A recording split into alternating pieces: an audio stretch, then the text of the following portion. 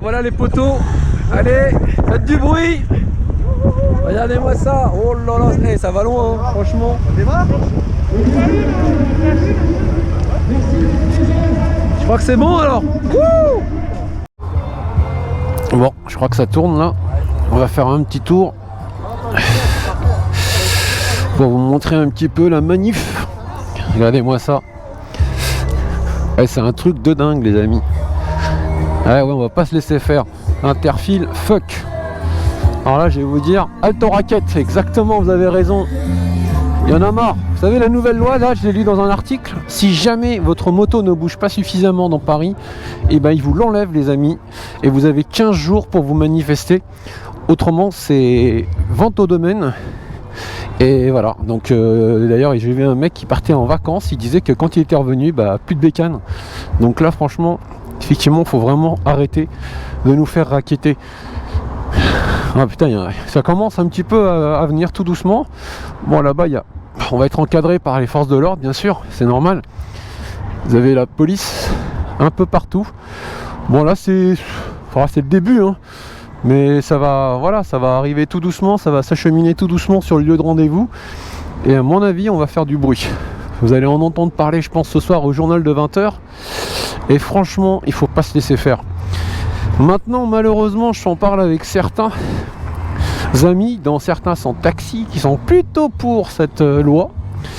Et pourtant, je pense que ça va créer des bouchons pas possibles. En plus de la dangerosité d'être entre deux machines, entre deux voitures et de se faire écraser par tous ces cons qui envoient des textos sans regarder. Et puis, bah, une fois qu'il a freiné dans votre dos, il va vous dire excusez-moi. Là, je pense que vraiment... Je sais pas, c'est vraiment un moment important. Après, dans beaucoup de pays d'Europe, apparemment, cette loi, elle est passée, quoi. Je pense notamment en Suisse, à mon pote Carlos. Il faudrait d'ailleurs qu'il nous en parle, Carlos, comment en ayant vécu à Paris, en ayant fait de l'interfile tout le temps, comment il a pu faire pour se mettre dans les rangs en Suisse et respecter, parce que ça doit être vraiment frustrant de rouler derrière une bagnole, en plus de prendre les pots d'échappement. Et en plus de prendre les pots d'échappement, la pluie, la neige, enfin ça sert plus à rien de rouler derrière une bagnole en moto, franchement les amis, ça sert à rien, hein. Alors, il faut prendre un Twizy de chez Renault là, à la limite, on est assis les uns derrière les autres. Bon bah voilà, bah écoutez, je vais continuer à filmer tout à l'heure, là je vais couper, je vais aller rejoindre les poteaux qui sont là, à plus. Hein? Bonjour. De quoi? Ok. Attends, je vais venir, attends, je t'entends pas.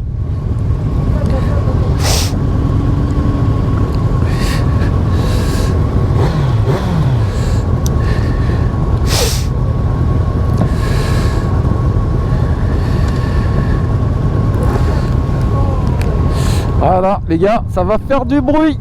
Voilà, aujourd'hui, les automobilistes, ils vont pas nous aimer, les gars. Voilà, c'est parti. Franchement, voilà, apparemment le parcours ça va être l'hôtel de ville, sous la fenêtre de la mémé Hidalgo là, histoire qu'on lui casse un peu les oreilles, ça serait franchement bien quoi. Tous les gens qui ont des pots déchicanés, Accra et compagnie là devant, allez pétez-moi les fenêtres là, par les vibrations. Et après, d'après ce que j'ai compris, d'après la Fédération Française des Motards en Colère, on va finir sur... dans le 9e, parce que c'est la mère du 9e apparemment qui a commencé tout ce bordel quoi. Donc on va tourner dans le 9e histoire de bah voilà, qu'elle nous entende aussi. Voilà, bah écoutez, moi je vais filmer un peu en continu histoire de vous faire profiter un peu, et puis bah en montage je verrai ce que je laisserai et ce que j'enlèverai, mais franchement ça fait plaisir. Là il y a Diabolique à droite, Brutus en face. À gauche, j'ai pas retenu son prénom, mais là ça va être sympa.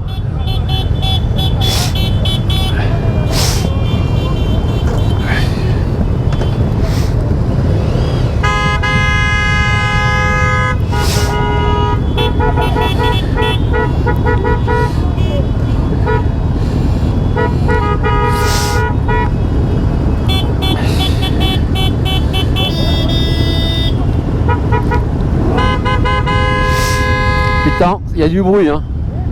Là, ça klaxonne de ouf. Alors nos amis mototaxi, elle est belle d'ailleurs, hein. Putain, la Goldwing là, ça va être la dernière. Elle est magnifique.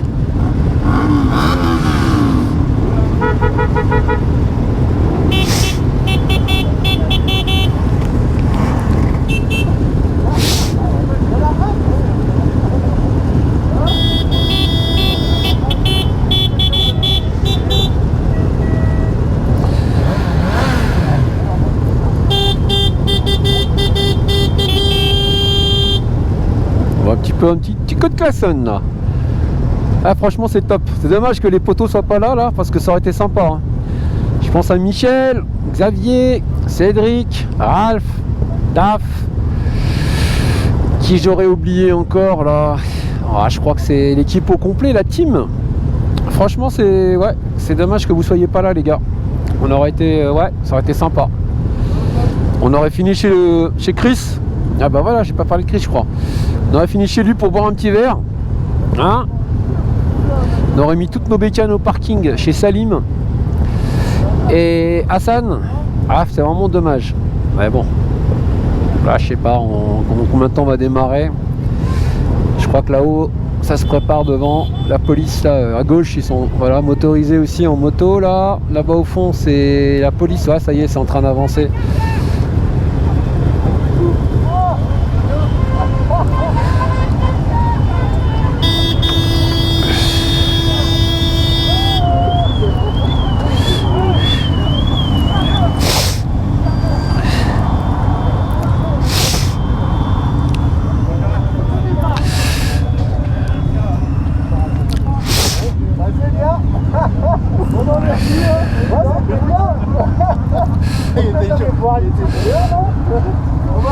On peut y aller, merci.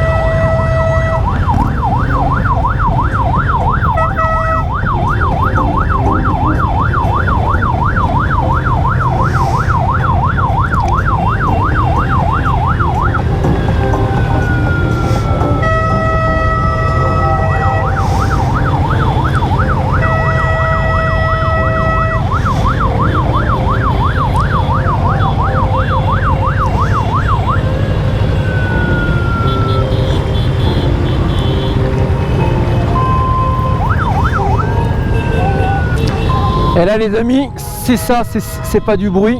Alors là je sais plus ce que c'est que le bruit alors, hein. Et encore vous avez rien entendu parce que à l'arrivée à mon avis ça va s'exciter devant les fenêtres de la mère Hidalgo. Ah là là là là. Tu vas voir ma mémère ce qu'on te réserve. On va faire trembler tes fenêtres, hein, dans ta grande demeure là, ton hôtel de ville. T'inquiète, on est là, on arrive. Et après on fera du bruit dans la mairie du 9e parce que tout vient de là. C'est la maire du 9e en fin de compte qui a lancé le bordel là. Alors le temps est pas terrible. D'ailleurs on va profiter de cette petite accalmie là sous le tunnel pour pas être saucé, ça va être sympa. Ah ouais putain, il y a quand même du monde les amis, hein. Et puis derrière moi, là je suis en peloton devant. Ah, je sais même pas si vous m'entendez avec le bordel.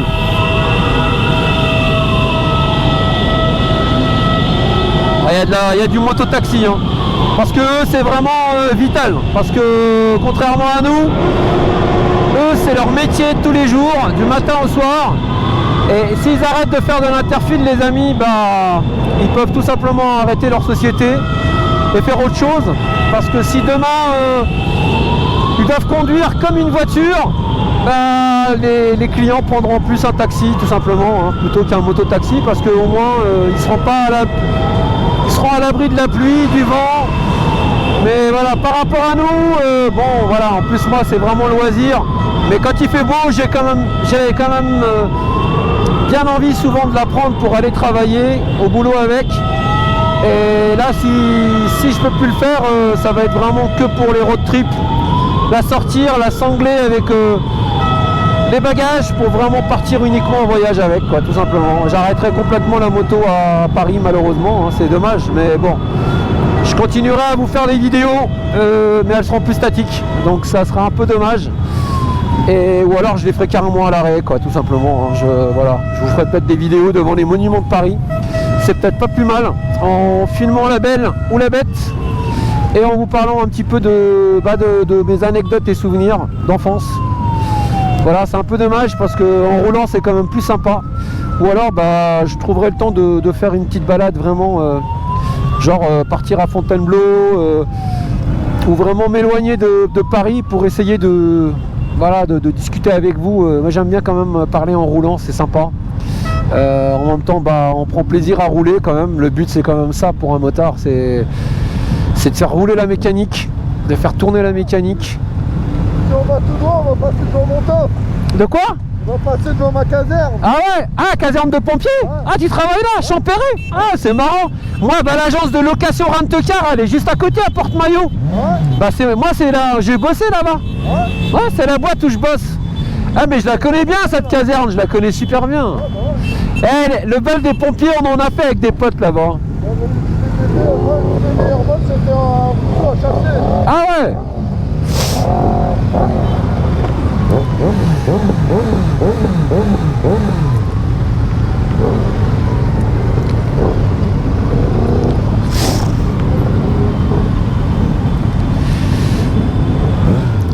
Voilà, donc voilà, on continue là, on va tourner à droite. Ah bah ouais, on va aller vers, je pense qu'on va passer par la place des Ternes. On a le droit de griller les feux les gars aujourd'hui. Allez, c'est la fête du slip, on a tous les droits, nos plaques, elles sont même pas visibles. On a un autocollant derrière. Tout va bien les amis. Ah c'est top. Bah lui il nous a mis petite plaque sympa aussi là avec un squelette. Ah là là là là, c'est cool. Franchement, c'est vraiment sympa. Voilà la solidarité moto. Voilà ce que je disais sur la chaîne d'Akram les amis. Hein, pour ceux qui ont rejoint ma chaîne suite à cette vidéo avec Akram, et d'ailleurs je vous remercie encore une fois. Bah voilà, il existe encore une vraie solidarité entre motards qui s'est complètement perdue avec le temps entre automobilistes. Et franchement, j'espère que cette solidarité va rester. Et elle s'est un petit peu quand même effritée, voire perdue quand même, parce que la solidarité était plus grande avant, même entre motards. Aujourd'hui, je sais pas, c'est peut-être le monde qui va trop vite, on prend plus le temps de rien faire, en fin de compte, d'apprécier les choses. On n'a plus le temps de rien faire, du matin au soir, en réalité, voilà, c'est métro, boulot, dodo, et les journées s'enchaînent, le temps passe trop vite. Quand je vous dis qu'au bled, les journées font 48 heures, c'est la vérité, je vous jure que c'est vrai. Au bled, on se réveille le matin, on prend le petit-déj, on sort, on a le temps de voir du monde, on regarde sa montre, on a l'impression qu'elle est bloquée. Je vous jure, c'est vrai. On a l'impression que la montre ne fonctionne pas. Combien de fois je me suis posé la question, je me dis mais c'est pas possible. C'est parce que, il n'y a pas grand-chose à faire. Voilà, donc du coup, c'est pas de l'ennui, mais... ouais, c'est de l'inactivité quoi. Donc on va se boire un petit café avec les copains. Le temps passe pas trop vite quoi. Donc on discute. Après on reste dans le quartier à tenir les murs et à discuter, à refaire un peu le monde. Mais c'est vrai que ouais, c'est pas pareil. Franchement, vraiment les journées là-bas, c'est 2 jours pour une journée d'ici quoi. Ici c'est le temps file trop vite les amis. Faut courir pour aller chercher ses enfants à la crèche ou à l'école. Après il faut donner le bain et après ça, on n'apprécie rien du tout. Franchement c'est vraiment c'est un monde à 200 à l'heure quoi. Et je trouve que c'est ça qui est dommage, et peut-être que ce confinement ou cette crise sanitaire va peut-être nous faire réfléchir sur peut-être prendre un petit peu plus le temps d'apprécier les choses qu'on a, de partager des moments avec sa famille, ses amis. Franchement je crois que c'est vraiment important. J'espère que la caméra fonctionne les amis, parce que cette caméra elle me gonfle. Je sais pas quand elle est allumée, je sais pas quand elle est éteinte. La petite Hero 5 Session, franchement, elle est top. Elle est vraiment top. C'est une petite caméra, c'est simple, on l'allume, on appuie pour mettre lecture, on appuie pour l'arrêter, voilà, terminé. Il n'y a pas l'autre, c'est compliqué.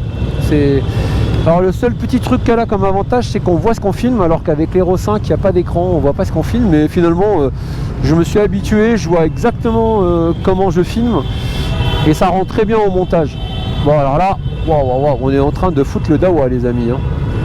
C'est sympa parce qu'on roule vraiment pas, il n'y a pas de fou furieux pour le moment, parce que dans certaines manifs, ce que j'aime pas, c'est certains petits kékés là qui font les cons là. J'en ai vu avec des wheelings qui se sont cassés la gueule, ou qui peuvent éventuellement toucher une bécane à côté ou autre. Là c'est vraiment bien, c'est bon enfant, c'est sympa.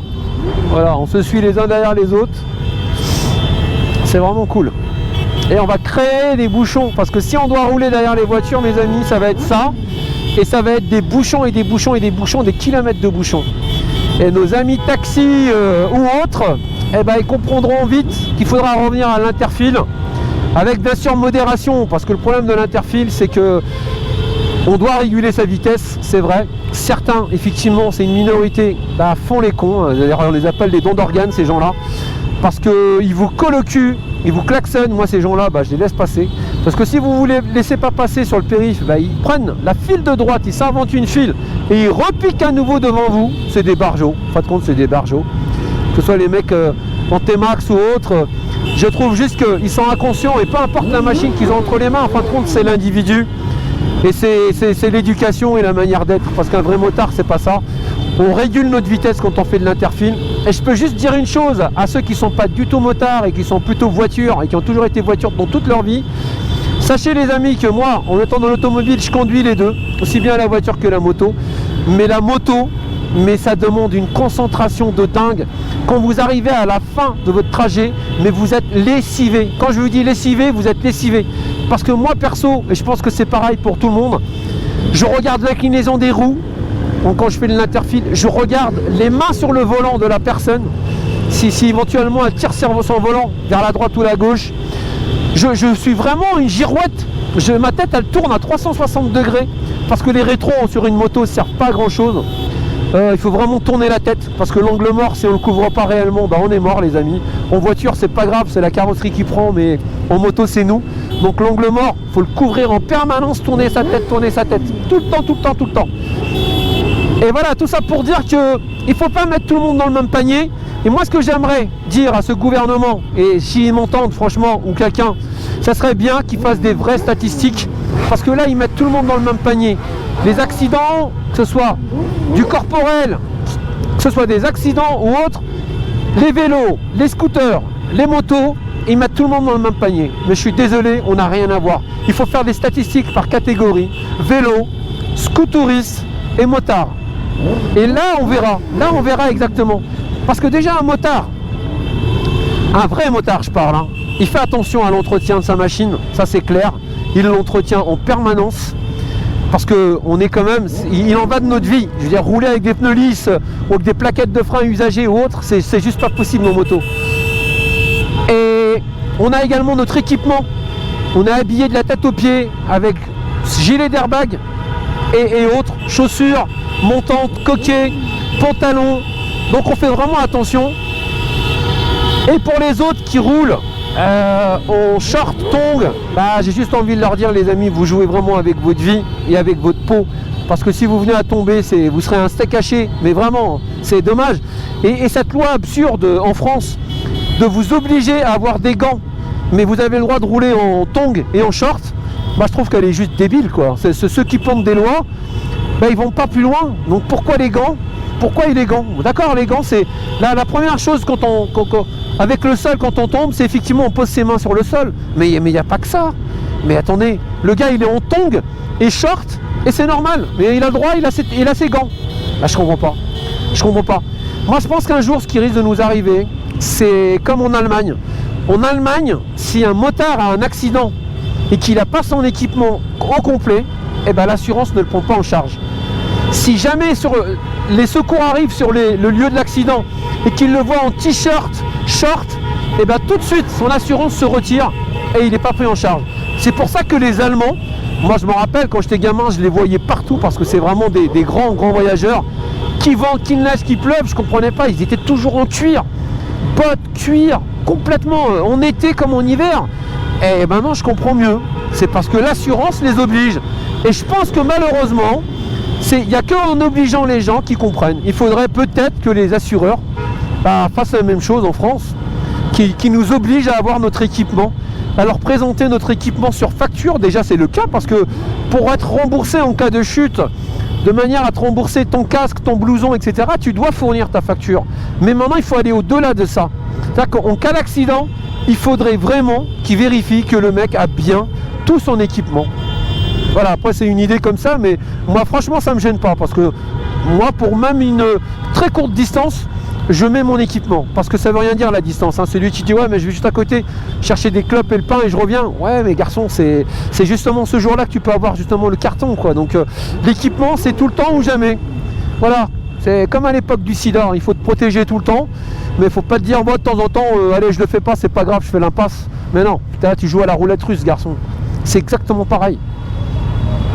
Voilà, on passe devant le parc Monceau. Oh là là là, je vous en ai déjà parlé. Ça c'est mon quartier d'enfance tout ça, hein. Le parc Monceau. Putain, qu'est-ce que j'ai pu venir dans ce parc, jouer, faire des chasses à l'homme grandeur nature avec des potes. Ah, c'était extraordinaire. Je vous ferai d'ailleurs des vidéos là-dessus. Ah ouais, c'est là où je ramenais mon frère Kadhafi et Arafat et j'essayais de leur changer de prénom tous les jours, les pauvres, mais c'est normal, ils les écoutaient pas, ils les entendaient pas. Et quand je criais fort Kadhafi, Arafat, pour les appeler pour rentrer à la maison, mais je vous jure, tout le monde, les mamies sur les bancs, tout le monde me regardait. Mais ils croyaient que Kadhafi, le dictateur, ou Kadhafi, le président libyen, était là, quoi. Ils se sont dit, oula. Ah, c'est l'époque où c'était un peu chaud quand même, il y avait des bombes qui pétaient dans le métro. Mais cette anecdote, elle est trop drôle. Et véridique, hein, j'ai vraiment un frère qui s'appelle Kadhafi Arafat.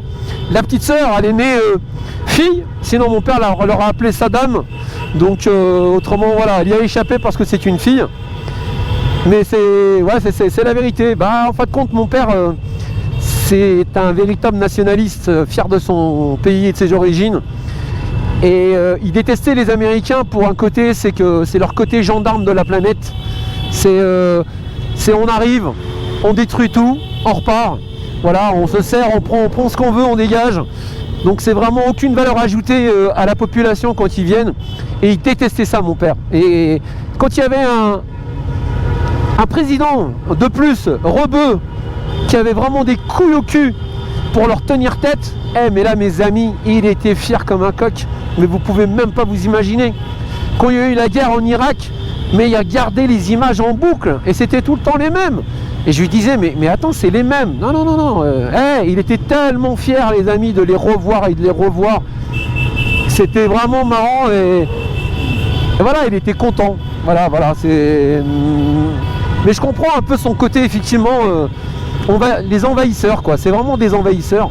Et c'est dommage parce que si encore il ramenait une valeur ajoutée à la population en les mettant bien, mais voilà, non, aucune préparation, ça trouve un prétexte pour aller vous taper dessus et arriver sur place, ça prend toutes les richesses possibles et ça repart chez lui, quoi. Donc c'est le truc bien dégueulasse. Voilà, boulevard Malesherbes, les amis, là aussi, hein, je vous en ai parlé, l'agence Rent-A-Car, elle est un tout petit peu plus bas. C'est là où j'ai commencé en 1994, le 17 octobre 1994, exactement.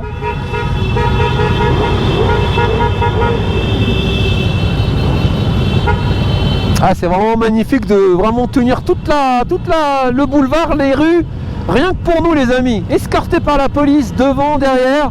Oh, la mamie, elle est pas contente, elle peut pas traverser. Oh là là, ça râle. Alors on est dans le quartier des râleurs ici, hein. Quartier des Bourges. Et forcément ça râle. Bah ouais. Vous allez voir pour pouvoir faire débloquer l'avant pour que le cortège puisse ensuite se disperser dans le calme et la bonne humeur comme d'habitude. Voilà, donc vous avez remarqué que cette fois-ci on a eu comment on pourrait appeler ça? On a eu des forces de l'ordre en grand nombre. Tout le monde doit payer. Et bien évidemment qu'on ne va pas demander ce que les vélos payent, parce que nous on n'est pas sur ce registre-là. On n'est pas en train de dire si nous on doit payer, les autres doivent payer aussi. On n'est pas dans ça du tout. On dit tous les gens doivent pouvoir rouler, tout le monde doit pouvoir circuler avec le véhicule qu'il a choisi. Voilà. Et bien nous apportons une certaine mobilité, plus que certaine, même évidente, avec nos 2 roues motorisés. Puisqu'un 2 roues motorisé, et c'est pas pour stigmatiser nos amis automobilistes, parce qu'ils font aussi ce qu'ils peuvent. Des gens qui viennent travailler dans Paris, souvent ils sont tout seuls dans une voiture, mais ils peuvent pas faire autrement. Alors nous, quand on vient travailler dans Paris, eh bien on occupe à 50% l'espace intérieur de notre véhicule, puisqu'il y a 2 places. Donc c'est quand même une belle optimisation. Sur l'espace public, on l'occupe aussi, on l'optimise cet espace public, puisque dans une place de voiture, on met au moins 4 roues motorisées. Donc ça c'est important aussi.